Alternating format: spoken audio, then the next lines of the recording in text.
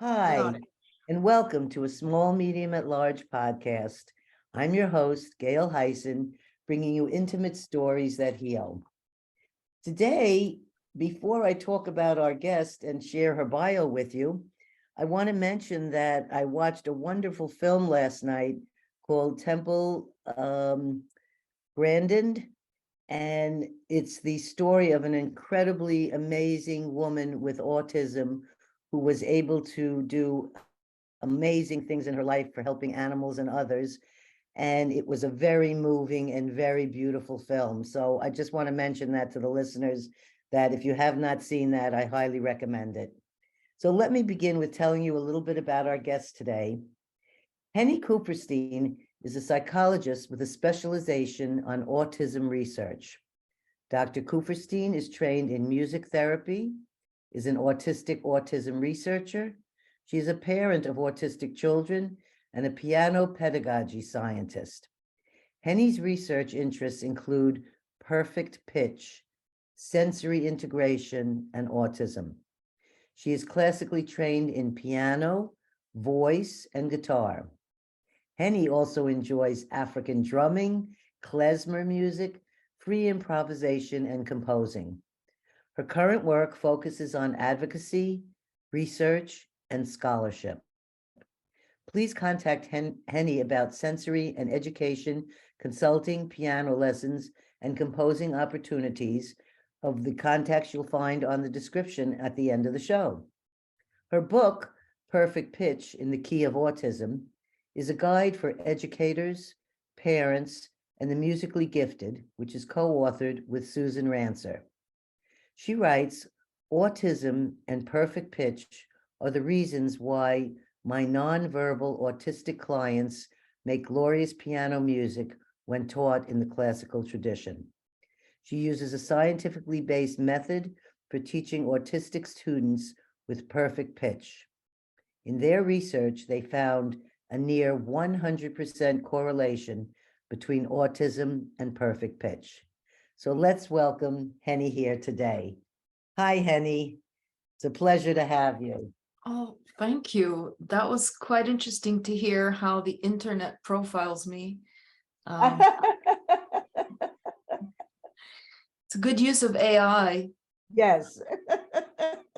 So I have lots of questions. I always start with my guests with the beginning, when you were a child or your family life, because we find that I've learned so many different things about things that have happened in the childhood that's led the person to do some of the things they do today. Oh, But first, I thought what's most important for our audience to know is, can you explain what autism and autism spectrum means? so a spectrum basically is like you're in a sound studio and you have these different switches that you can move up the dials, move down the dials. And when an autistic person is being evaluated, they're being evaluated for each of those markers and then getting a score based on how severe it impairs them. And then you draw, like through the scatter plot, you do a bar graph. And then if overall all of that meets the cutoff of autism, right here on the side, it says autism, below, not, above, on the spectrum. So we don't necessarily any longer subscribe to functional labels like severely low functioning or, oh, you present as so high functioning, clearly you don't have autism. What we want is a more current definition of autism, which is based on the neurodiversity movement. It's based on people who have a set of commonalities that are phenomenologically significant enough to support their quest for tribalism or wanting to be only with people like them. Because in the human race, what we have in common, one autistic from the other, is what comprises a society. We have a shared language. We understand each other. We have a sacred text like the DSM that tells us how defective we are or maladaptive. And then we also have common interests. So we share dank memes and we all enjoy it. We have the same kind of humor. So it's very cultural. And if I send you a meme that has been made by an autistic person, you may or may not enjoy it. You may take offense, or you might just be laughing so hard and sharing it with all your spectrum friends. So that's autism, I think. It's a group of people who have a lot of similarities and get along fine until they have to socially encounter a demand to be different for the sake of a job. One of the reasons I'm asking is that I have never been around people that I know that are autistic. They may be autistic, but I don't know this. But we recently had a diagnosis of the first time ever in our family with an autistic child. And the situation is confusing for the parents. They're just learning about the situation, and he's only 8 years old. But his thing is that he won't speak in school or in places, and he likes to, since COVID, once he put a mask on, he's never wanted to take it off for all these years now. And he has started doing some responding with like a little sign, but as soon as he gets in his home, he talks a mile a minute, doesn't stop talking. And once when his mom left him with me, I was very nervous because I knew he wouldn't respond every time I spoke to him. So I said, do you want something to eat, or what can I do? And you feel sort of hopeless, like, how can I help? And I don't know for what reason why he talked a mile a minute that day. It only happened once. So that was why I was asking you about spectrum, because it seems that there's really different levels where children aren't speaking at all, or there's a child like this who's speaking some of the time. I think he experiences anxiety going out in public or being with people. And that might be something similar like what I've seen in some autistic people, like eye contact or physical contact is not really welcomed. Yep. He's showing signs of adapting to social injury that may have been chronic from school, from teachers who expect him to perform in a certain way. And it may be one of the first signs of PTSD from the therapies that are forced upon the family after a newly diagnosed child will have their parents assaulted by what the professionals and experts are telling them to do, but none of that is accurate or relevant to what the autistic people want. That's what she's experiencing, and she doesn't. And I said to her, I want you to read this book. I think there's something about my show that it just has its own life. Yep. And all of a sudden autism came in, and I have a family member I want to help. And here's all of a sudden all these avenues coming to me of information to share with them. So I just want to say how grateful I am that Stanley Krippner suggested that we meet and have a show together. Yeah, well, he's a legend, and I specifically fled Harvard to follow him across from the East Coast. I finally fled to California, and I said, oh, I'm not going to do this. I just came out of a cult. I'm not going to go into another cult called the Ivy League. Not going to do it. And I fled. I got into a taxi after 6 hours, and I did not look back. On the front cover of the book, there is an endorsement by Temple Grandin. Yes, I have it right here. And for people like of my generation, first generation diagnosed autistic based on the Asperger's criteria. Before 2013, we were called Aspies, and then in 2013 we all became autistic. So from the first generation mentors was pretty much Temple Grandin was the only openly autistic female who pursued higher education, and then came me. Because in between that, there were no other females, and there was only Stephen Shore, who was faculty at Adelphi University, and he got his doctorate in special education. So there was this gap because Temple's interests was in animal husbandry, animal behavior, the psychology of, stress in its primal form in a very easily observable way, like cows. And my interest was, can I be the first openly autistic person to pursue a degree in professional research so that I can do autism research from the perspective that we want to be seen as in the literature? That's That's fabulous. Yeah, I met my goals. That it's very exciting.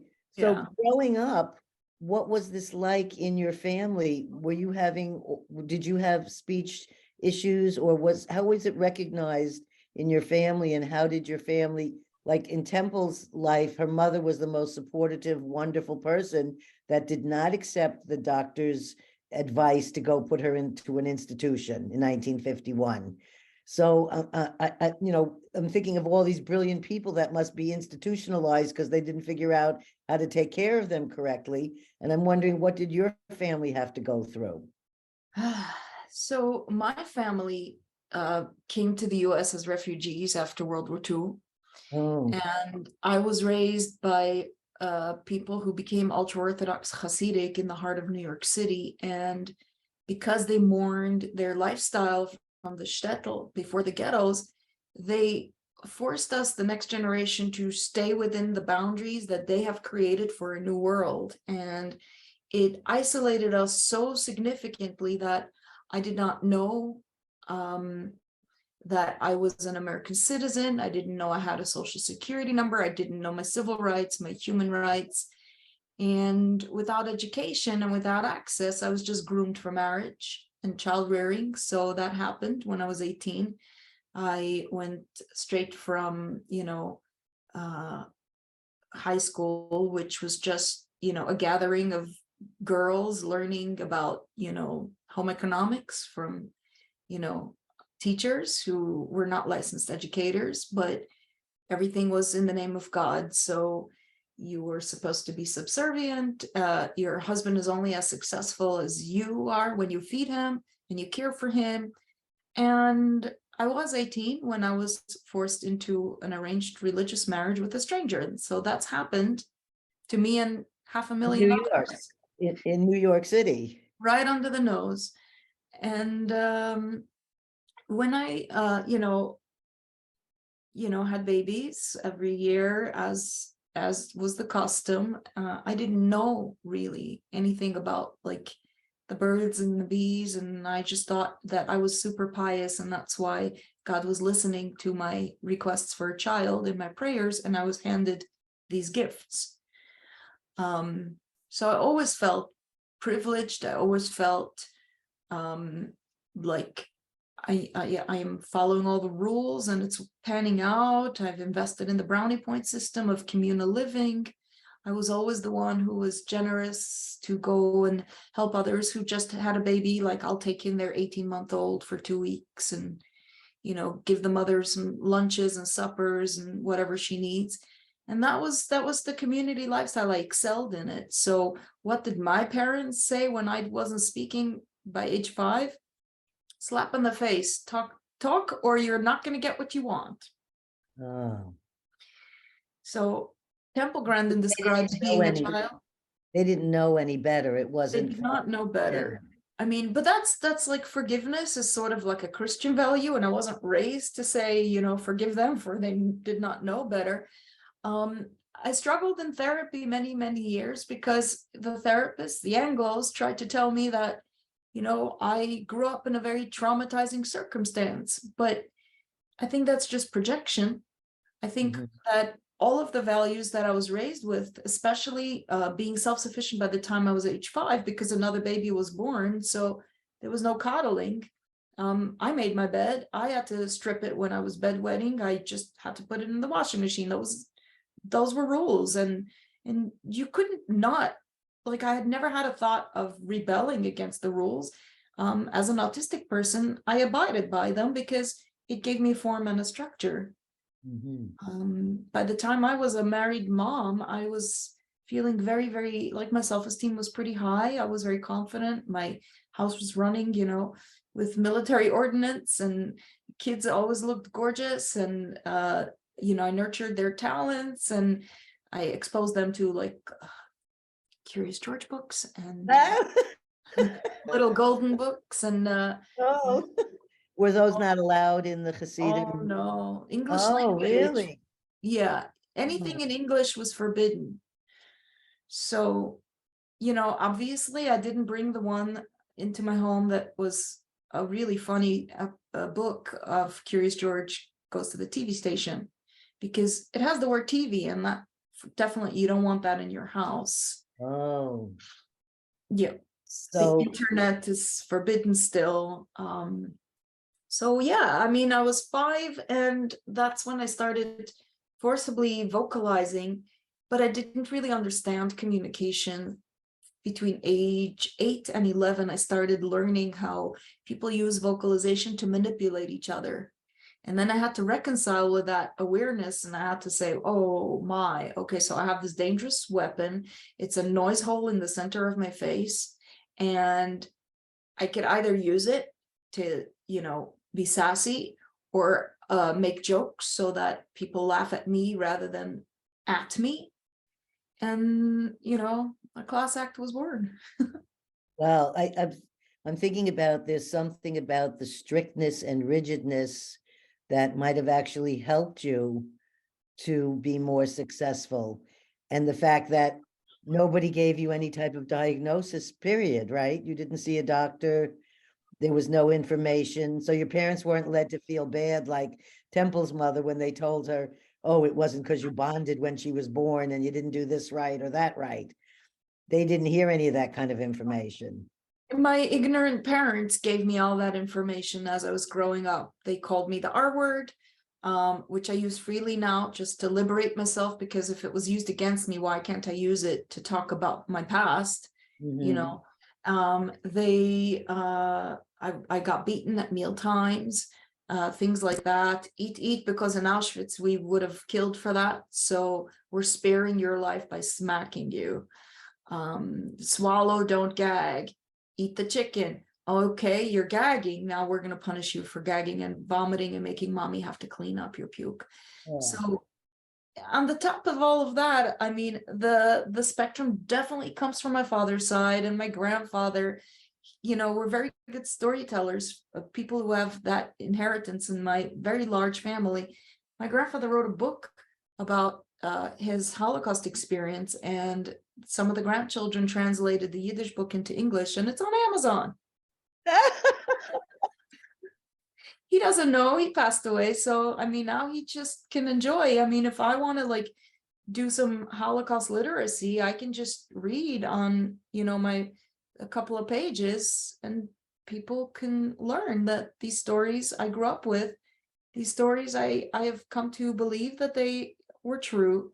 And mainly I have come to the conclusion that I identify as a victim of Hitler, because I was raised by the consequences of World War II. Right, whatever PTSD your parents were experiencing was Right. being transferred to you as a baby, as a child, Yeah. subconsciously, not even necessarily consciously, but both. Obviously, if they were telling you about Auschwitz and food, you heard it from both ways. But I think that there's also the trauma of just being that child of those parents that have I had to grew carry up this. intimately aware that I was spared execution, and that there's no guarantee that if I veer from my best behavior that I would be spared. The, my So heart I grew up in the out to survivor you. That's all mentality. I wanted to ask you another question about this with children. I only have like 5 or 6 questions here, but I just, as I said to you, this whole thing about autism has just been presented in my life, and these odd things have come. And in that, I received a phone call by way of a friend of mine who suggested this gentleman call me, and his name is Scott Steindorf. And he's just finished a documentary interviewing autistic families and autistic people around the world. And the documentary is going to come out this year, and he's really pleased with all the work that he's done. And I know he's really excited about this being released for other people. He also is autistic and just announced it, I think this last year, about his film to Hollywood, so that he's come out to let them know that as a filmmaker, he's a very successful filmmaker, that not only is he autistic, but he raised 3 autistic children to successful careers. Yeah. And I'm reading that you also have autistic children. And I'm wondering if we didn't recognize, my grandparents all came in through Ellis Island also. I'm a second generation American, you're a first generation. But I'm wondering whether some of the crazy behavior that I know about from relatives in the past was their autism, like for it to all of a sudden pop up in one of the children in our family when nothing has ever been said. And he's saying how he has this autism, his children have this, you have this, your children have had this. Is this a genetic situation? And can you speak a little bit about that? It's 100% inherited, and it's not something that you can test for in utero. And it's just something that you determine by observation. So it's a very touchy topic, because when people start getting their kids diagnosed and they see their own similarities, they can love the clarity, or they can resent their child for being a non-purified version of their own self. And then we have a lot of, countertransference going on, where moms will secure help for their kids based on their own experience of rejection and denial, and they may misrepresent or exaggerate the circumstance because they're feeling unjustly cared for in their youth. So an example would be, a mom sees the kid struggling with math homework. She remembers her struggles with math homework. She now knows that this computational capacity is a little bit different. Autistic people count differently. They do math differently. They use different regions of the brain. We know this. So when she's advocating for the child to get, supports, she's going to advocate for the child to get the supports she wished she had to fill her gaps. So it's the job of the professional, like myself, when I do an intake before a piano student, before I put them on my schedule, I require an intake with a whole family. Mom and dad have to sit there, and we talk about their values. We talk about, their sensory issues, their processing styles. What are their careers of choice? What are their jobs that they're stuck in?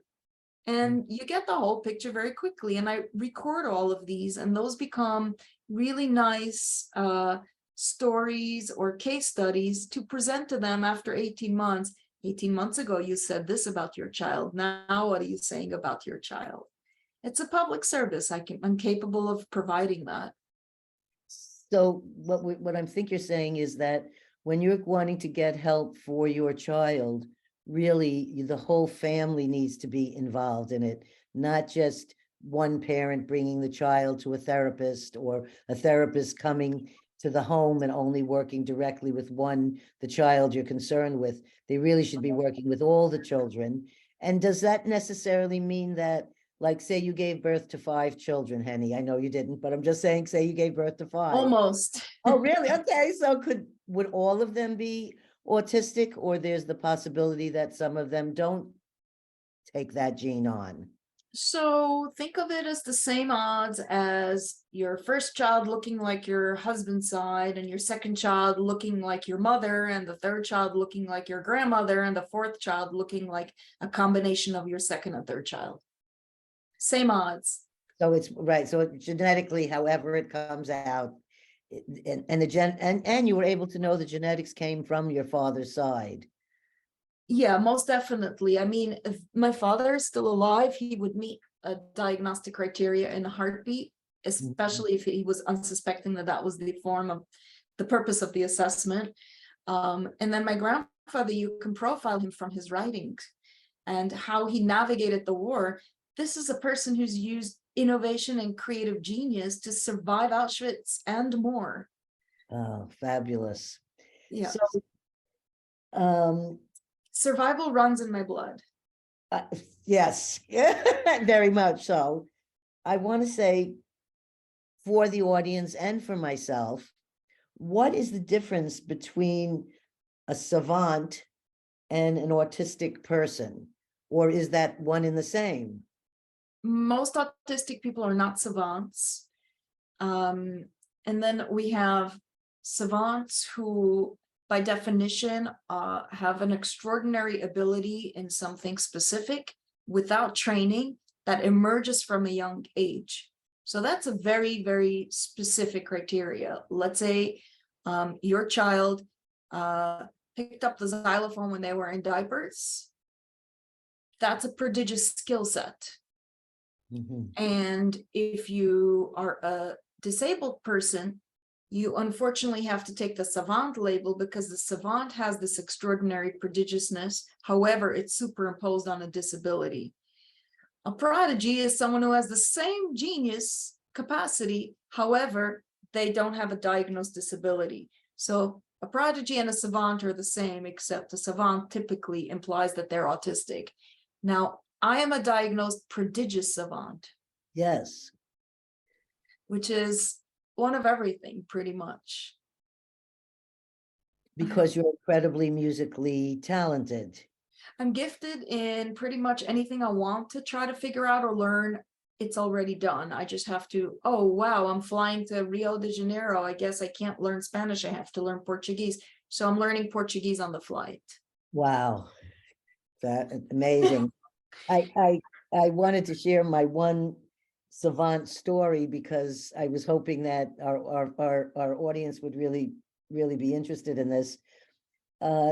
I had the pleasure of having the gentleman who wrote the screenplay for Rain Man, Barry Morrow. He was introduced to us, and we all immediately had a wonderful connection. And so when our daughter Tasha went down to Santa Barbara, the university, being the Jewish mother I am, I don't like her being somewhere where there wouldn't be somebody who could take care of her in a second until I could get there. And he offered to be her what we called college godparent. Excellent. I love that. Let's And make more. yes, and he said, you know, if anything happens, and he said, and I have one friend that this did happen, where there was appendicitis, and Barry stood by that kid's side until the parents were able to arrive. I heard that. I said, yes, thank you. That's the relief I need. And he gave her all the numbers, his numbers, everywhere to find him, so she could get cared by him if there was an immediate emergency. Well, on the last day of college, when she graduated and we were all finished, and we were going down to get all her stuff from her apartment, we went over to Barry's house. He wanted to show us a new film that he had just finished, a really wonderful film. And he said, I just want to tell you this story. And when we came to the house, he told us the story of the gentleman that Rain Man was made after, was named Kim Peek. And as he says I have a video of this, as he says, he was a megasavant. And he came to his house a year after he received the Oscar for Rain Man. And when Kim Peek came into Barry's house and he saw the statue up on the shelf, he asked if he could hold it. And Barry gave it to him to hold. And he said he stayed with us for 2 days with his father. And he held it like this, rocking the whole time like a baby. And he would not let go of the statue 24/7. So when it was time to leave, Barry's father said, I mean, not Barry's father, Kim Peek's father said, you have to give the statue back to Barry. We're leaving now. And Barry said he clearly knew in that moment that he should not take back that statue, that he needed to give that to Kim Peek. Yep. And what had happened was it changed his life. Kim Peek ended up blossoming and going around the world with this statue. And on the day that we were there, here's this little photo of all of us with the statue, and Barry and the Wow. Oscar, and I'm the Oscar holder there. Yeah. Looking like I actually won. You look prideful. Right. And he said he took that and he traveled the world with his father and used that as his tool and came out of himself and spoke to thousands and thousands of people about Savant and what he does. And he would get up and they would have a phone book that he would have looked at the night before in the city. And anyone in the audience would stand up and just say their name. He would tell them their address and their phone number out of thousands and thousands that he'd read only the night before.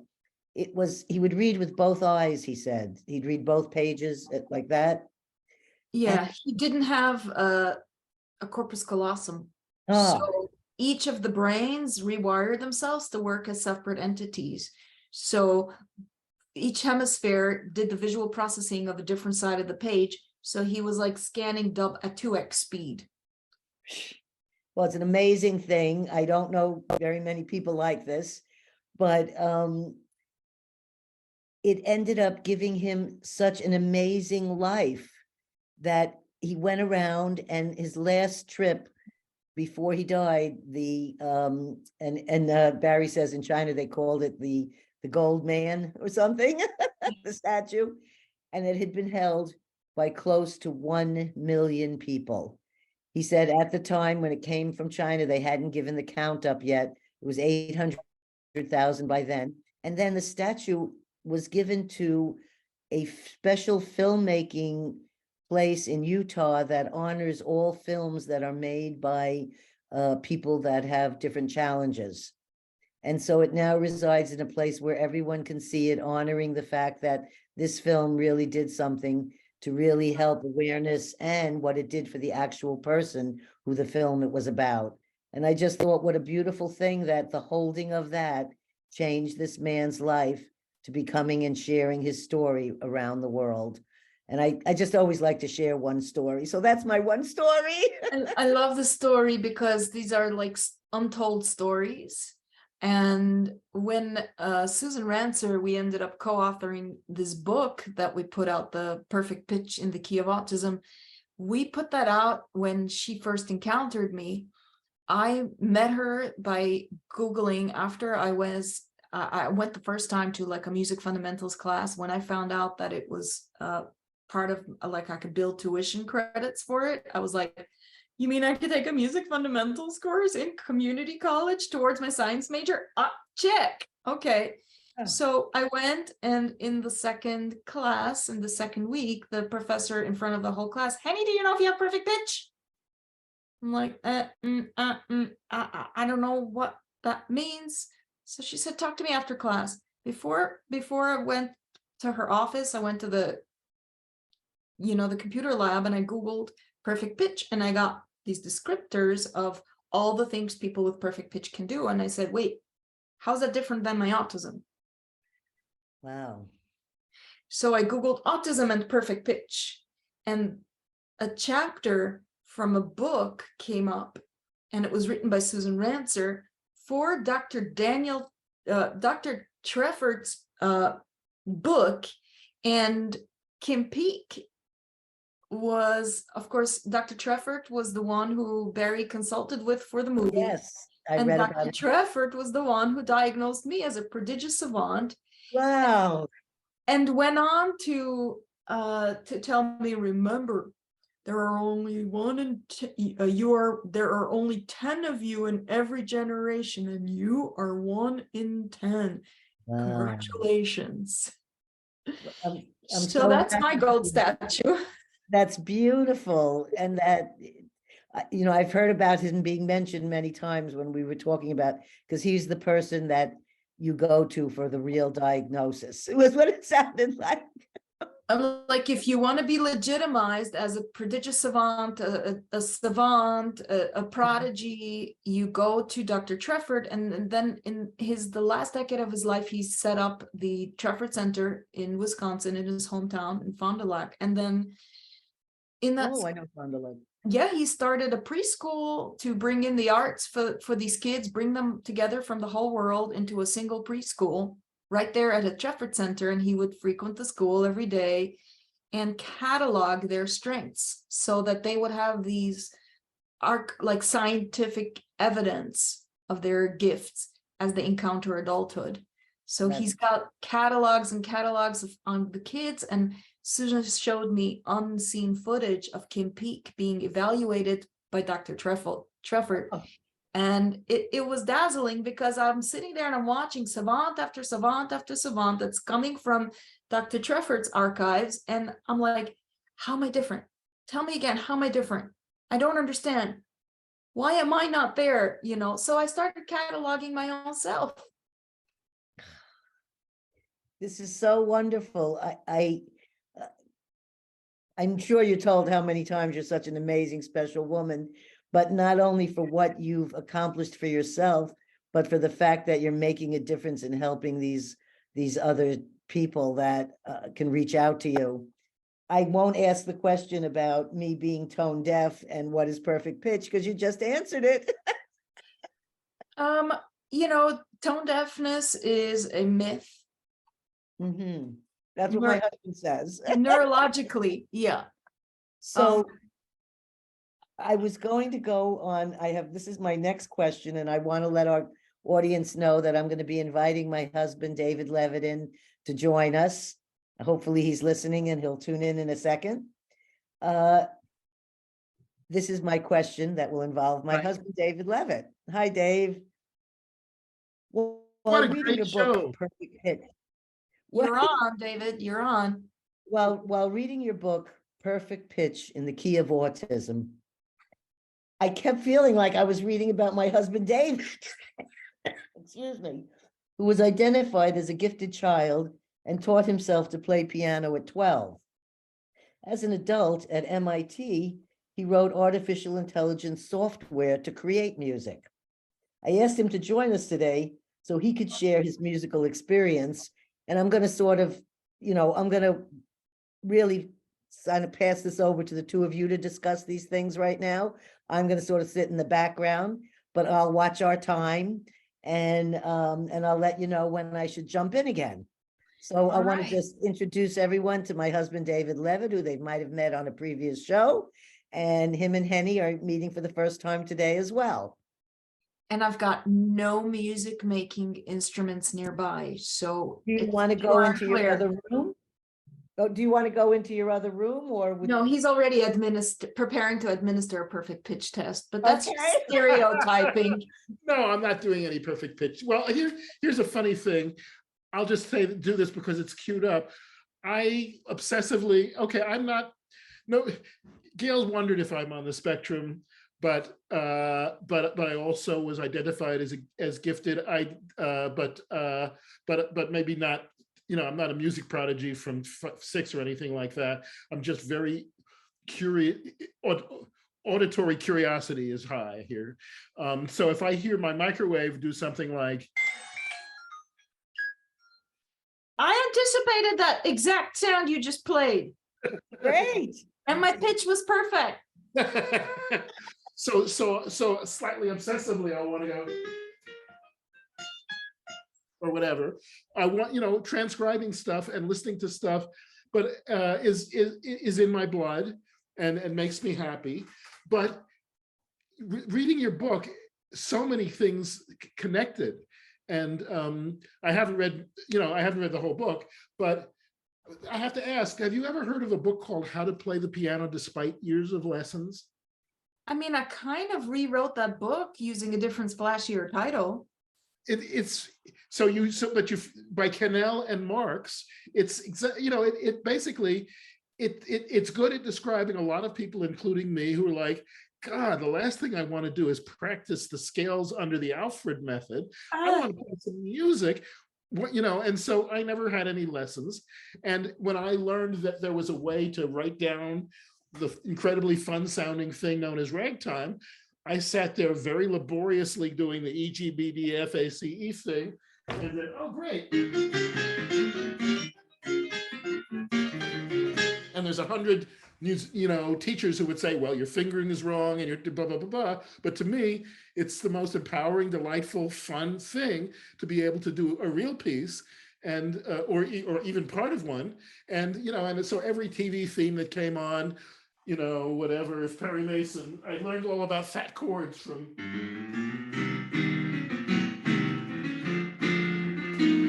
And all the, wonderful Bernard Herrmann half diminished stuff and all of that. But then if people would say, but I felt like such an illiterate dope because I would read something or I would try to read something and it would take a long time. And I would like, well, I'm not doing this again. And I would just memorize it. I got a 4-year music degree, finished college, went to visit Susan Rancer, and she said, you don't know how to read a single note. I said, no, I don't, but they gave me a college music degree. She goes, sit down. She puts this book in front of me. It's got alphabet in bold all caps letters, C, D, E, F, G, G, G. I'm like, okay, within an hour and a half, I was in level 3 of Alfred, note reading like nobody's business.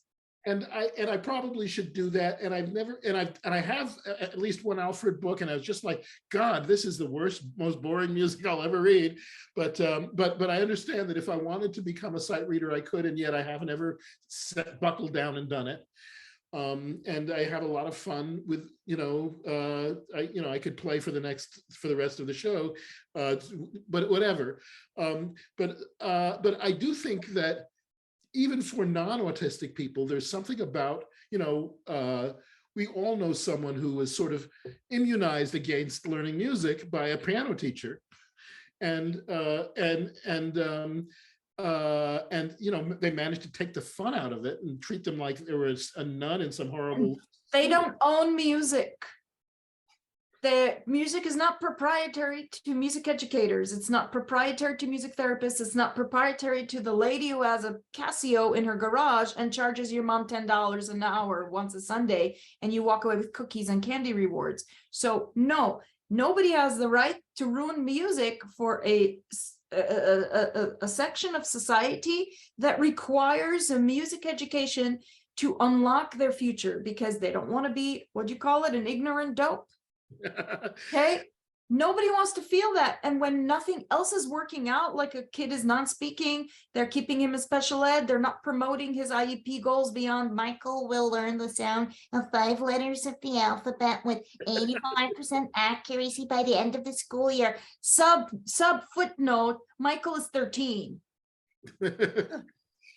I love your activism. I think it's as a Hebrew, something that was illegal when my parents married, in 26 states, I've always had to be an activist.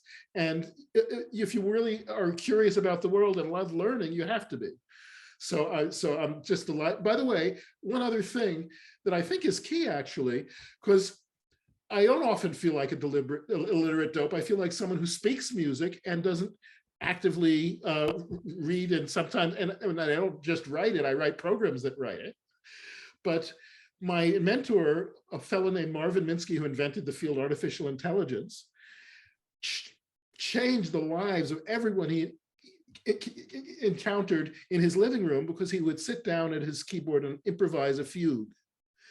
And you start, and many people only then realize that in Bach's day, that was not an uncommon thing, that the downside of literacy is the incredible dependence that modern classical players have on the page.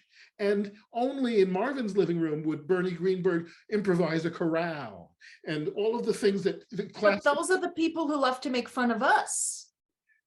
Well, so these wars have to stop. What we have to remember is that everyone is capable of learning, with the exception of legally blind people.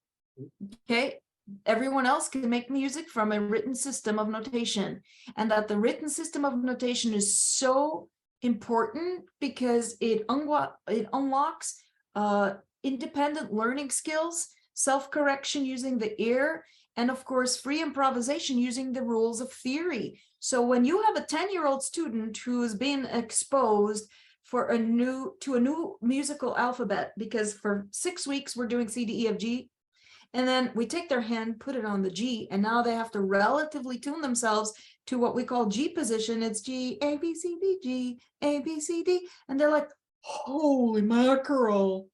And they have these moments, and then I pause and I allow them to reflect. And every kid reflects differently. I've put out a video, I think I sent it to you, Gail, last week, of a new student who was just introduced to something new on the keyboard, never had a music education trauma story before. So I'm clean slate. You know, this kid's going to be amazingly successful as a musician, but his synesthesia came pouring out, and he was describing all the colors and textures of all this new vocabulary that I just introduced him. And then he's giving me this finger so that I could not interrupt his flow. That's great. That's and by the way, just to be clear, I've never been shamed, really. I mean, I modestly said that I was an ignorant dope, but everybody says, wow, you can play that and you never had a lesson. And that's, it's all joy from my point of view. But I always, but I could probably unlock a lot more if I read the literature more. You know who does this AI live version without the help of AI is Derek Pavaccini. He's the 1 in 10 of my generation, and he's this blind savant in the UK. And I attended a session when he was in San Diego a couple of years ago, and there was audience requests. So I asked him to do the Bach Prelude in C major in the style of a tango, in the key of B flat. In the key of B flat. You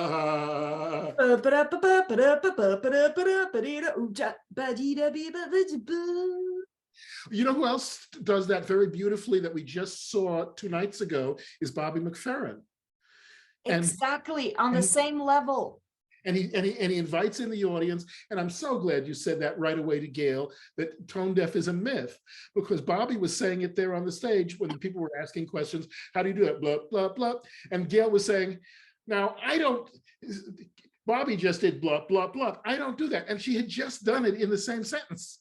Oh, yes, she did. I wasn't there and I believe you.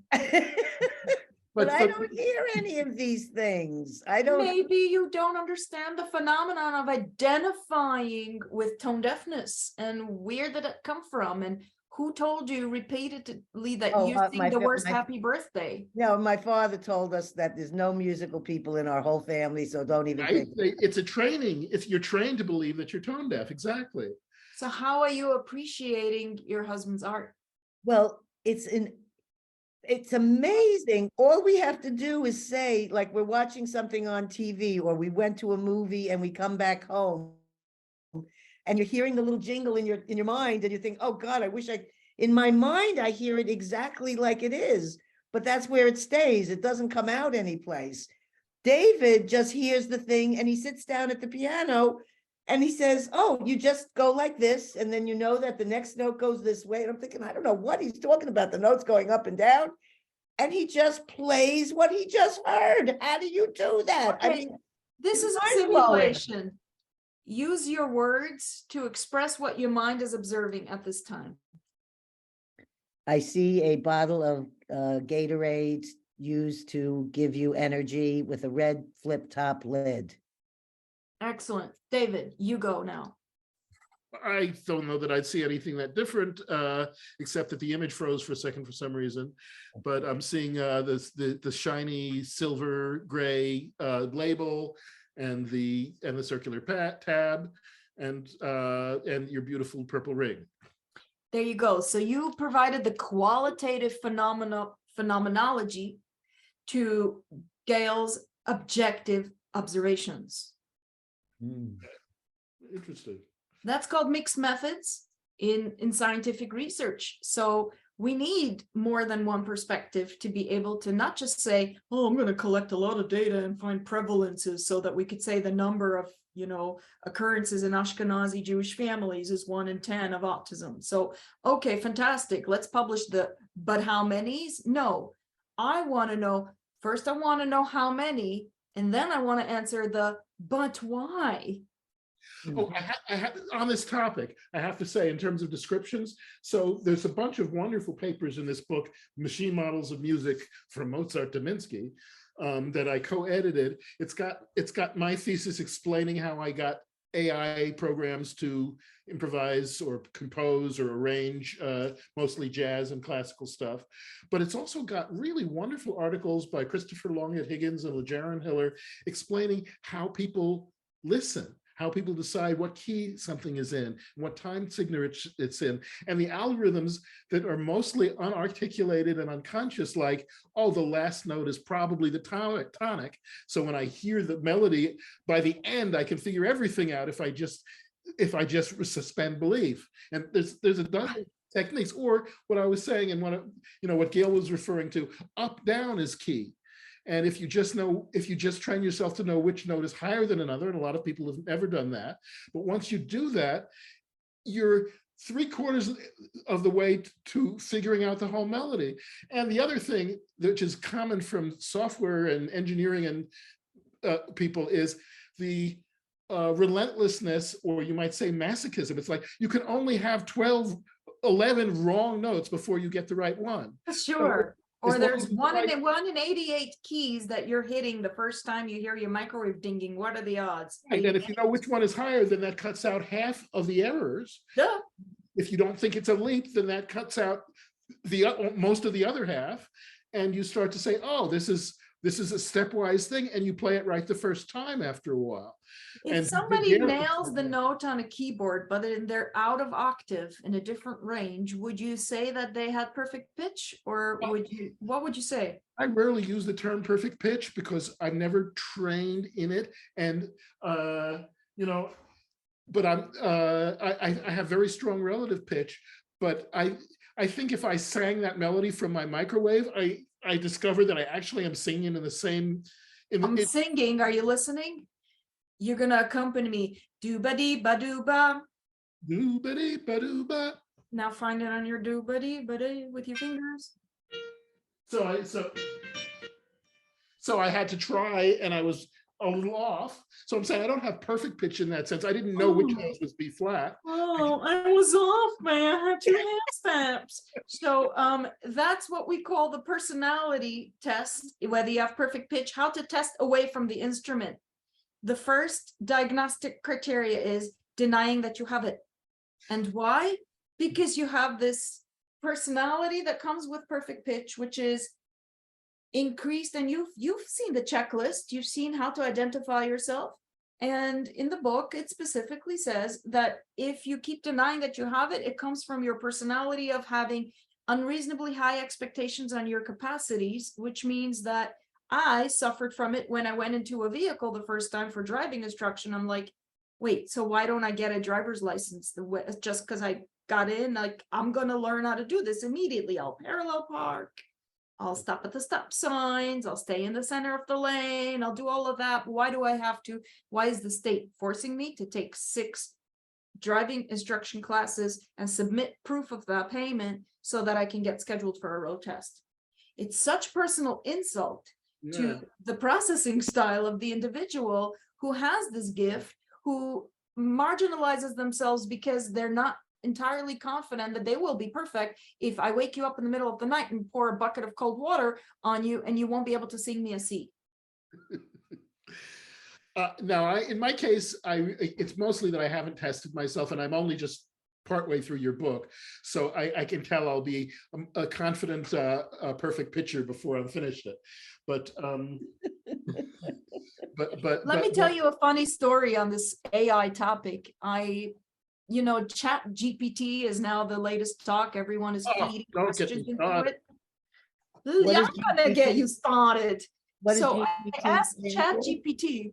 It's a AI engine where you can say, write me a renter's agreement and all the legalese for the state of California, zip code 90202. Okay, and it will give you, what is up to code. And it's basically, it will generate it in a way, it will only be as good as the query. So the more detail you give, the more responsiveness. So I tested ChatGPT 2 days apart. The day one, I asked if it can give advice to a millennial mom of a newly diagnosed autistic child in the tone of Dr. Henny. All right. So 50% of it was spot on.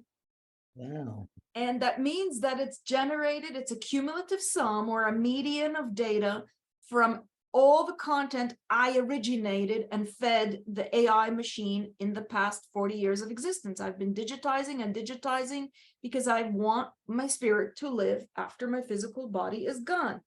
I dig this stuff. Day 2, I post this one, and Stanley Krippner comments on my public page, what a brilliant use. You are current to the times. What a brilliant use of AI. So I asked ChatGPT, and I can screen share here if the host participant allows it. It says, what are my strengths and disadvantages according to autism researcher, Dr. Henny Kupferstein? No way to fail on that. The AI generated an entire, blog post complete with bullet points and references, and there isn't a single word that I would take offense from that generated response. So I guess I am secure that I live in the world. I live in the cloud now, and anyone can use me and my services and get my advice in perpetuity. And I love it. I have to push back for a second though, because I've also seen people who do that, and half or all of it was actually a fabrication. And okay, but how much can you recognize as with trace roots to your original content? Well, I don't. So you have a lot of material up online already that it was referring to, and maybe this physicist, it was asking how he met his wife, and that was not public anywhere, so it made something up. Correct. So they met at a school he never actually attended, and so on. The response will tell you the fidelity of your efforts to digitize your point of view and your lifestyle choices. So it's just a beautiful way to exist in another. I have to tell you, Minsky would be proud of you. I totally identify with you. When I go back and correct something in an old Facebook post, I know it's because I want to be immortal and I want it a little more accurate. So we're on the same page on all of that. I have to say, I never thought of either of these things until I didn't even know I was going to ever do a podcast. So I was only doing this podcast because some publisher told me you needed a social media site. And I never even watched a podcast. But after you'll be my 43rd, I think, 42nd or 43rd show. And as I told you, it has a life of its own. But I realized at one point, I said, wait a minute, I'll be dead and gone. But if I ever have grandchildren or anyone that was actually interested, if they watch these shows will always be there. And the information, whether we're talking about life after death or autism or remote viewing, all of this will always be there. And it gave me a feeling like, wow, it's a new way of recording your life to leave for the people in the future. Not that I'm making some big difference, but whatever little bits that I'm doing, even if it's just one person watching this particular show and it helps their autistic friend or family, we've done a good job. I don't consider that we have to reach thousands and thousands. Whatever we reach is still good work. So I just want to say, I've reached thousands and thousands, and I do think I've done good work. And I aimed for 2020 to retire because physically I couldn't keep up the laborious lifestyle that I put myself out for. And because I have other co-occurring health conditions, I knew I had to be reasonable because I have progressive muscular dystrophy. So for me, preparing in advance, in COVID, I discovered the Clubhouse. I got invited to the Clubhouse app back when it was just content developers, and it was by specific invite and only for iPhone users. So it was a niche of a niche of a niche. And I got in and I met MIT people. I met people from around the world who started coming into my group. And in my group, I was 24/7 using the phone, following along my life and narrating my experience. And then people would do the same and say, oh, Dr. Henny, I'm on the floor right now and I am drunk on an entire bottle of whiskey. It's empty. How can I convince myself to stand up from the floor? So there was this mutual peer support, and a lot of junkies joined my club, as well as physicists and MIT tech people. So it was fantastic, fantastic fun. There's a lot of recordings. And what I wanted to bring out was that the name of the club was called Existential Erotica. whoa. People wanted to know how to stimulate motivational molecules to perpetuate their own existence. That sounds fantastic. Why not? Well, Oh, yeah. I want to say right now we're at our 1 hour point, and I don't want to tire you out too much, but I always like to say here, is there anything else, whether it's another 5 minutes, 10 minutes, whatever you want, that you'd like to share with the audience about your work or about Perfect Pitch or about how to find you, or I see you're retiring, but, and David, if there's anything else you'd like to share, this is our point to decide what we'd love to share at the end here. I want to share a little bit more of a personal side because I'm good on time. So Okay, so we're happy to go as long as you like. yeah, my kids are uniquely gifted as well, and definitely my second child, he's my only boy. He showed very prodigious skill sets for electrical wiring from a very young age and architectural structures, and he created, we took him in for Manhattan for an appointment, and when we came home, he sat for 8.5 hours in his room. I brought him food to the room. Never once did he go to the bathroom. He replicated the Empire State Building with Lego. Photographic memory from just passing on West 34th Street. And then he put little lights inside, and he had connected them to a transformer. And even not only was every floor lit a different color, but the antenna was blinking. So, I mean, I tried to take some pictures. I still have some pictures from it, but he is now married. He's newlywed. He got married in November. And where does this take him? He is an entrepreneur. Like I was a serial entrepreneur from a very young age. He runs a stereo audio shop, but he basically he puts in all the he pimps out people's rides upon request. Oh, you want purple lights here? You want this to do that? You want this to automatically fly? No problem, you got it. He fulfills people's dreams and fantasies in their own vehicles. Wow. And he puts out these Instagram clips of like, hey, today we did this and we pimped out this person's ride. And I'm like, shit, that's my son. His gifts are so crazy. It's out there and I've nurtured it. So as far as like my research, when I went through my divorce, it was because, I was in a very small isolated group of society where old-fashioned values were the most important, and seeking help from the outsiders or marking yourself as a disabled person would have led you to the gas chambers before the normal people. So when I was recommended by the schools to take my kids for assessments, and I did, and they got their diagnosis, my ex flipped out because it was so taboo in that culture. So of course I had to become the perpetrator. So my greatest sin against my children was getting them diagnosed, getting them an IEP, and getting the speech therapy organized. And shortly thereafter, I was removed from the home with police and NYPD, and I was alienated from my children, taken away the privilege of raising them.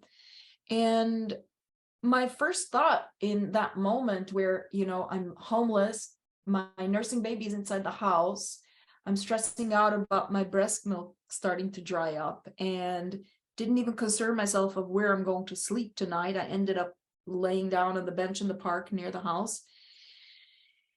My decision at that time was like, okay, it's already 7:00 in the morning. Does he know that this kid likes his snack this way, and this kid likes the snack that way, and this kid wants their hair made this way, and this one will only let you touch her hair if you use the detangle spray, and on and on and on. And then I'm like, oh my God, it's 10 to 8. Does he know that the first bus comes 10 after 8? And after that morning, I set out to psychologically prank myself and say, all right, so I was born into this world. Apparently we all have a purpose. I thought my purpose was parenting and mothering and giving my, kids a chance to get bigger, badder than me and more successful. But apparently I'm not good enough for that privilege. So what am I good for? And when I decided that I was going to print out resumes of people I admired out in the mean big world, America, I printed out some resumes like Bill Gates And I started following exactly what their achievements on their resumes were. Person worked in Starbucks, got myself a starter job. Person got an associate's degree in this and then did a free complete flip for their bachelor's. I'm going to go become interdisciplinary. And that's what I did. And my research, or the content I'm putting out, is specifically to make a better world, a more adjusted world, where if you're looking for something, there's a big chance that I have written about it or created a reel or a funny TikTok about it. And on all of the platforms, I exist, and that I exist in different flavors on each platform. And my dream is that my kids will find me through the internet when they're ready. Right now, they don't, they're just describing that their inability to feel ready to have communication with me, even though half are married and half are not.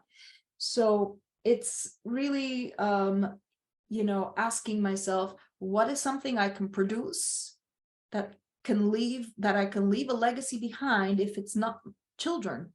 And it basically, my research became my babies, and every study that got published, I'm like, yes, I mothered that. I could say I authored that, but no, I mothered that. I nurtured this research and got it out there. And I know that the thousands of people who read my research, one of my studies went scientifically viral, and it was cited more than 1,000 times around the world. It's impacted legislation. For me, this is the stuff that I chased Stanley Krippner, because I wanted to see what happens when you're an uncommon person in a scientifically rigorous field where you have the KGB, the CIA, everyone knocking on your door in the 50s and 60s, accusing you of espionage because you're exploring LSD studies, and on and on. I was in the right time to follow him because, as a mentor, because he ultimately was let go from Saybrook University, where I was a doctoral student, right 2 weeks before he was supposed to be emeritus status. And that was 42 years of teaching. Yes. So those are the people you want to follow. Those are the trendsetters. How much can you enrage society from the truths you just objectively keep reporting from the field? I kind of want to applaud. Thank you. I felt the same way. I want to be like him when I grow up. Stanley, we were at his 90th birthday. Yep. And I'm That's- going to live till 90, even though I don't have Viking ancestry. And I have the 1 in 10 chance of being a carcass before I turn 50. But oh well, I'll plug along. And No, I think you've proven you're already immortal. You happen to see a movie called Chappie by the geniuses who made District 9? So at the end, when Dev Patel uploads himself into a robot, that's you. I lived in the Matrix when I was an infant. Okay, let's insert cartridge and learn Hungarian. Charm your grandmother. I charmed my grandmother. Are you Hungarian? My thighs would say yes. The reason I'm asking is because the family members I'm speaking about come from Hungarian descent. Together. Stanley is he's a blessing. I cannot tell you how many people and doors have opened from Stanley. I have pages I wrote in his book on suicide. He had a book about Rolling Thunder, and I said, well, I don't have I have a negative thing to say, and this is a spiritual man that everyone adored, so I don't think you want to hear my thoughts about him being a dirty old man. He said, oh no, I want that in my book. You bet I want that in my book. Give me all the sides to this. So I did, and he put it in there. But he was the first person to take my writings and put it in his books. And I was so honored. He's given me so much validation. I don't know what to say, but I only live 45 minutes away from where he lives. So we got to see him a bunches in between, but, and we need to go pay him a visit. Are you in California also?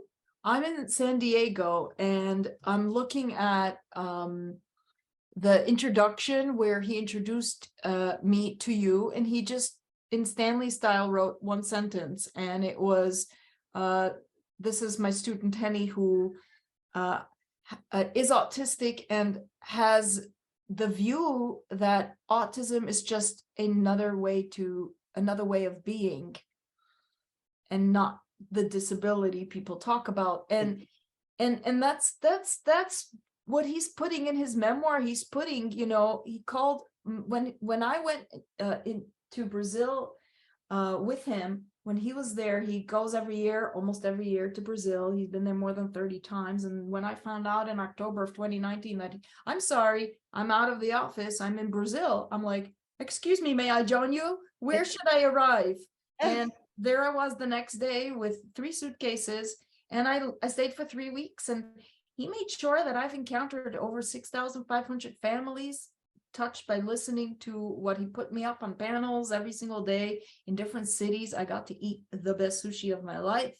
I got to meet Japanese Brazilians, and I interviewed a chief of an indigenous Amazonian tribe about his altered experiences with, shamanism and substances. And I came back and I couldn't eat or drink American food or water for like 3 weeks. I was like, everything tasted like cotton balls.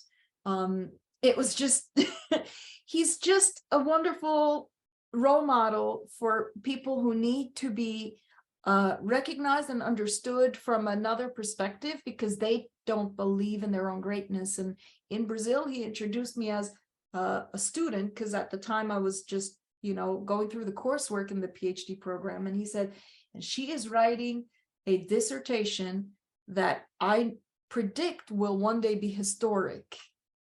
Wow. And then when I did the editing, and I paid him a little bit to review my, my dissertation to make sure, he gave me critical feedback. Don't use the word innate, don't use the word instinct, use the word potential. And coming from his roots of like special education and all of the things that he's done in his life, he helped shape it so that I too understood my writing. We normalized it so that the naysayers would not be able to do anything other than look at it as self-identified novel research. And I called it novel because everyone has told me that it was an innovation, and I'll stand by it. And now I have Stanley vouching for me and introducing me to people like you, Gail, where I'm like, all right, I'm not concerned. There will be no problem, because we're going to be on the same page with everything. And we're just going to enhance each other's pages with colorful markings. That's all. And I'm just saying, it's a beautiful thing, because I never know what's going to happen on these shows, but it always seems like a wonderful connection to another spirit. And that's why sometimes I say, I hope that my listeners are getting as much out of this as I am, The graphic for this blog post where I asked ChatGPT, what are my strengths and disadvantages according to Dr. Henny? The picture that I have attached to it is like mellow faded colors of like vintage photos, and a green little banner with red words that says, I am AI, which is a palindrome. And I hope people will get it, because right now it's taken off, and like a couple of hundred people responded yesterday to my LinkedIn post, which is crazy. And I think the picture is doing it. So we must play with algorithms and be nice with them, because they can enhance our existence. Mm-hmm. Yeah, I love algorithms, and I love how I can predict if content will be viral or not. And I coach autistic kids to dominate their platforms and to monetize from YouTube. And on Tuesday, I teach Trending Tuesdays, how to trend. Give me a Tuesday. So I just have to ask, because I'm a very emotional person. So I'm always crying. I've already cried twice listening to you here. I just have to know, your children are all adults now? My third just turned 18 in January, so last month. And then my fourth, she's a teenager still. I mean, they both are. But yeah, so my youngest child, she didn't see me or know me in any parent capacity since she was a nursing infant. So I have to a little bit, give her the leeway to exist or conduct herself in the way that she was raised, which was pretty much raised by my abusers. Mhm. My third child has not been able to navigate this in a healthy way, and she's very challenged by this destruction of her upbringing. My oldest child is pretty much the personality of my ex-husband, which means I don't necessarily need to have a relationship there. Right. I did get a random text message 3 or 4 years ago. This may be random, but do you still have your gallbladder? Good. It's good that I still exist. Otherwise, she could ask ChatGPT, did Dr. Henny have her gallbladder taken out at any point in her life? And one of Listen, my blog posts would tell. at 17, I found out that my mother wasn't my mother, and that my mother was my father's girlfriend, and they had been together for 20 years or something, so he was living this dual life. But his family were religious Jews that, had the milchik and fleishik in the, the kosher house, but they were not Orthodox. My grandfather worked on Saturdays because his whole ethics was just you must work as much as you can. And so I grew up and found out later about all these, other brothers and sisters that are all existing half, and one sister that's actually full. And I too do not have a positive experience like you're experiencing. And I always felt like, well, I'm out here, I'm open, but it took me years to get through that trauma of being attached to people who are not in my life, but we all came out of the same crotch of the same woman. Oh, well, that doesn't guarantee you anything. No. and I never felt right in my own family that raised me. And I think there was some prejudiceness because my mother was actually a Catholic. No, gewalt. And so The real exactly. the shiksha all the way. I would be on the boardwalk in Coney Island visiting my great aunt Ida, and all I'd hear from the ladies on the board, oh, shiksa, oh, you shiksa. And I was blonde with a pointy nose. Not only was she a shiksa, but you're the bastard child of a shiksa who is a mistress to somebody who should have had babies with only his wedded wife. Exactly. Got it. So I just want to say that's where my heart goes out to you, and that there's compassion and understanding, because I know what it is to be in those different positions. I always imagined my mother really wanted me, and that's why, but she gave me away at birth, and la la la. It turned out, no, she never wanted me, So she was instructed to spare you from the upbringing of being a bastard child to a slut mistress. Not only that, they registered in the hospital. I have a fake birth certificate because she registered as my father's wife name instead of hers, so that I would be born legitimate. So how does this bring me back to me about to deliver my first child? I'm a teenager still. Yes. I didn't have any instruction. I was that kid who didn't know why they were telling me to undress. Like, what the heck does that have anything to do with going to the nursery and looking through the window? And that's my baby. Right. Wasn't computing. And they kept reiterating, you didn't change into a gown. Now we gave away the last labor delivery room. It's a 10-minute wait. So I said, oh, I'm just going to pace here. And I was using the handrails to work off what felt like, stomach upset. And I'm just bending over and I'm like, there you go. Okay, it passed. And then they said, well, seeing that you're about to give birth anyway, why don't you just kill time by filling out the birth certificate form? So I'm filling it out, and your name, Henny, last name, Kupferstein, mother's maiden name, Rivka Weiss. The birth certificate came in the mail as Victor Kupferstein and Rivka Weiss having a baby girl. Oh, so they made the error, the I was not Look at what supposed you to put filled my out. mother's maiden name. I was supposed to put my maiden name as though I'm already a mother. Oh, So I had no idea how to fill out a birth certificate form because I haven't identified as a mother yet. And when it asked for mother's maiden name, I put my mother's maiden name. But then, what's your husband's name? It was Victor Kupferstein. So, all right, Mazel Tov, they had an incestual child. Fantastic. Then I had to take, I had to get newborn Kupferstein renamed after she had her kiddush with her name naming ceremony. I had to go back to the registrar and insert first name or given name, which is very typical of Hasidic traumas. We wait, and then we have to go back and engage with the government to get this name change done, which I went to go do, and they said, you don't have proof of ID that you're Rivka Weiss. You can't make changes to this birth certificate. It got worse and got worse. I did write up that story in my book manuscript of, future to be published story of Henny.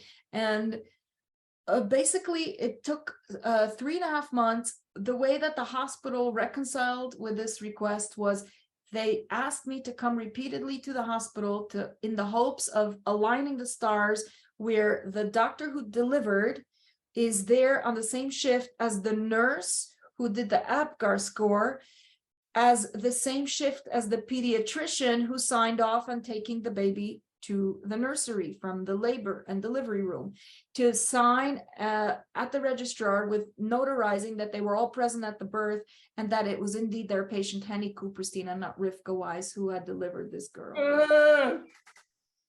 So I have that letter in my archives. It's a great. I have to say, these are the two most crazy, incorrect, fraudulent birth certificates I've ever heard of in my life. You're what are the odds that you're surrounding yourself with them, David? how many of us are there out there with the birth certificates? Meshuggah. Right. There's probably plenty of Jews who saved their lives by writing some other name on their birth certificate. Yeah, like I'm not good enough to call myself Elon Musk, am I? Rebrand it. How many Black looking people were born to Jewish mothers? Well, I have a Jewish father, actually. Yeah, and that's your problem. Oh, That's right. your problem. I'm a Schwarzer and a Shiksa. You're allowed to marry a Shiksa, and your non-Schwarze family is gonna have to accept that. There's always a way to win, David. Always a way. I'm from a whole community of Nebrews. We just had a memorial for one of us. Nebrews? Yes. Excellent. A brilliant Black woman named Elaine Jones, who married a Jewish doctor named George Kaufman, and my mother married a brilliant Jew as well. And but when as I started your book, and each of you and your co-author described yourself as, I knew from an early age I was weird, and that was a gift to me, right? The fact that the fact that if I was going to pretend being interracial didn't make me different from 99% of people, I was going to be in a fantasy. No, being different is real, and you know what? It's pretty darn good. Yeah, it's pretty darn good. I have a relationship with an individual who is a refugee from Palestine. He unfortunately came out of the crotch on the wrong side of the bank. And his name is Saeed, and he is now currently, building a tourism business in Kazakhstan. And he has 2 children in Lebanon, and he has a young girl now that is in Kazakhstan with a Kazakh woman. And basically, he and I, we get along and we bond with the stories of oppression, where when we were raised, he says, I was the boy who was coaxed with soda cans at the mosque, where we went every single day to go out and kick around a soccer ball. So we went to the mosque because we knew we'd get to play soccer. And then if there was a demonstration downtown or an Israeli soldier was shot and killed, the boys were called in for the footage of being shown as throwing rocks. So he grew up around that propaganda. And I grew up around the opposite propaganda where, you know, the way that we've conducted ourselves in New York City is incredibly traceable as criminal and racketeering, trading of block votes, burying, you know, sexual abuse under the rug because there is a prohibition of tattletaling. So if you cooperate with the police or if you press charges on behalf of your child, you get ostracized. So to me, it basically led to this real, like, I wanted to rebel against this, and I wanted to do it with class in a way that's relatable by the majority, so that I should never look like I'm telling these tales to vilify this community, but I'm telling it so that we could see what our ways out is. And it's, you know, learning from people like Saeed and learning from people who have, you know, an accidental biracial identity that wasn't their choice, and then they have to grow up with certain expectations and present themselves in certain ways, realizing masking is not happening and that you don't want to mask. And we know that autistic people express these greatest social traumas, which is, I'm autistic, for heaven's sakes, why can't I just be? And why? But the problem is, in the last 15 years, 20 years, we've created this bubble, this shield around the autistic youth, and they're not equipped for adulthood. They can't be self-sufficient and independent and live alone because they were led to believe in their little incubator of special ed that if we go to Target, we're allowed to tell them to turn down the music because one customer is autistic. And that has not worked for me in my life. No one has ever, you know, split the seas for me. So I had to be the magician. You know, I started taking the conductor's baton and showing up and saying, oh, by the way, remember that senator, the congressman last week that was on the news where he was had to participate in a debate and there was no ramp for his wheelchair? So, oh yeah, it was on public news and it went everywhere viral. He had to haul his body from the wheelchair onto the stage and drag himself by the pants legs until he was helped to sit up on the chair. And then he pretended he was a congressman and part of the debate. But some people aired the footage of what they made him do. And he very nonchalantly and as casual as I would have handled it, because I also use a wheelchair now, so I would have handled it in the exact same way. He turned it into a teaching opportunity. He said, hey, listen, I'm a congressman. I was invited to this debate. I was promised $120,000 donations for my campaign, for my re-election. What should I do now? Cry like a baby? No, my job is to get my ass up on that debate stage. If you guys find it uncomfortable to watch that footage that was leaked,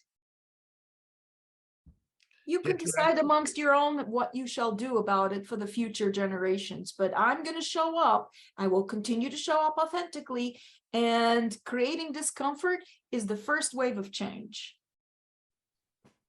You're obviously very gifted at showing up. Just showing up. Here, queer, proud and loud and proud, whatever the mantra is. Showing up and doing amazing work.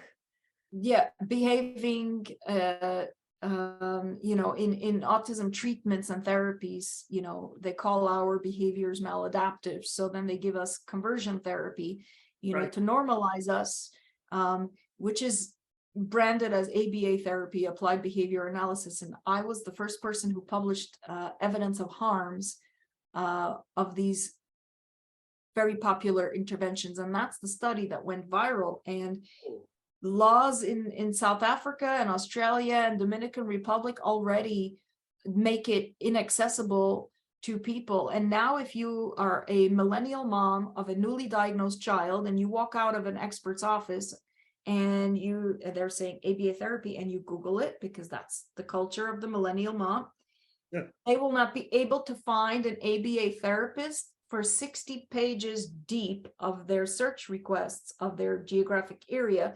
But for the first 60-page results, they will see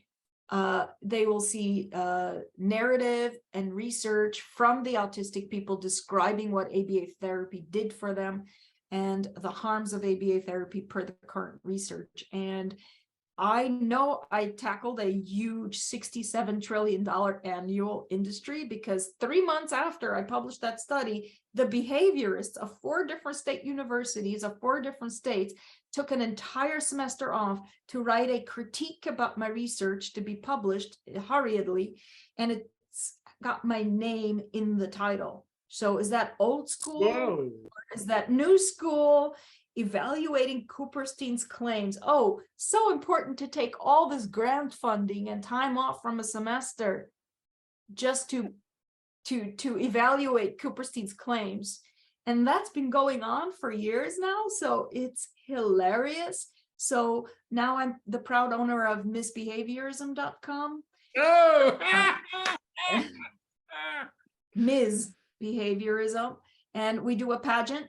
Basically the winner of whoever puts the hashtag with their reels or on any platform, if you use the hashtag, the most likes on your platform is the winner of the pageant title until the next person wins.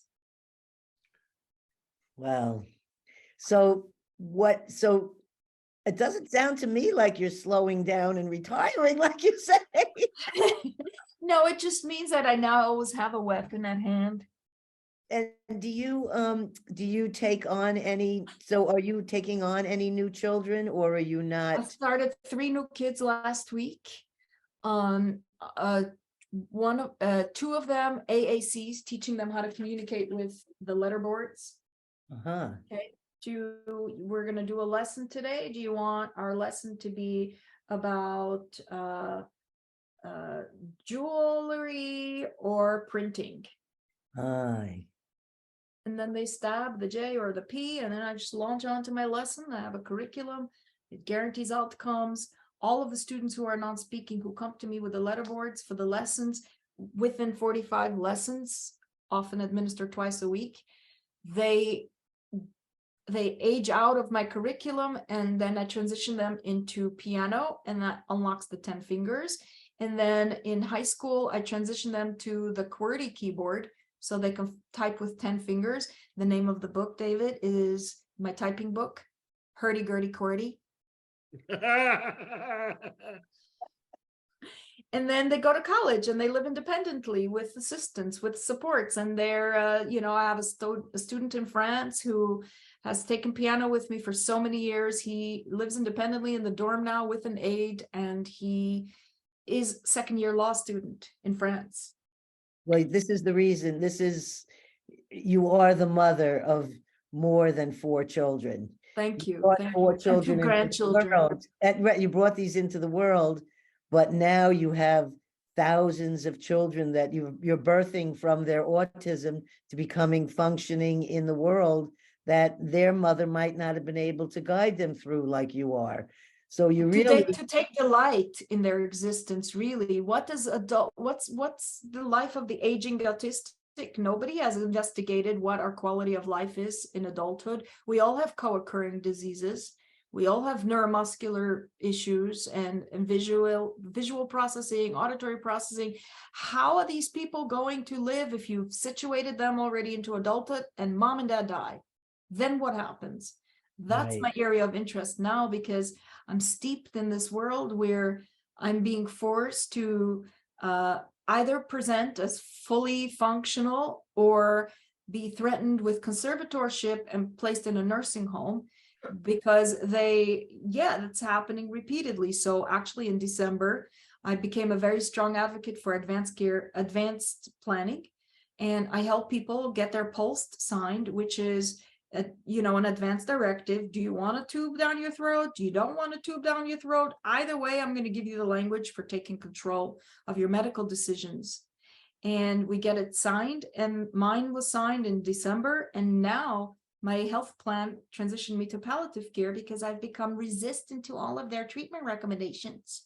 I don't want your CPAP machine anymore. Right. Yeah, I'd like to just gasp and have my last breath in my home. Mhm. And I want to ask you, every recommendation you make, is that in line with my palliative care wishes of comfort rather than rehabilitation?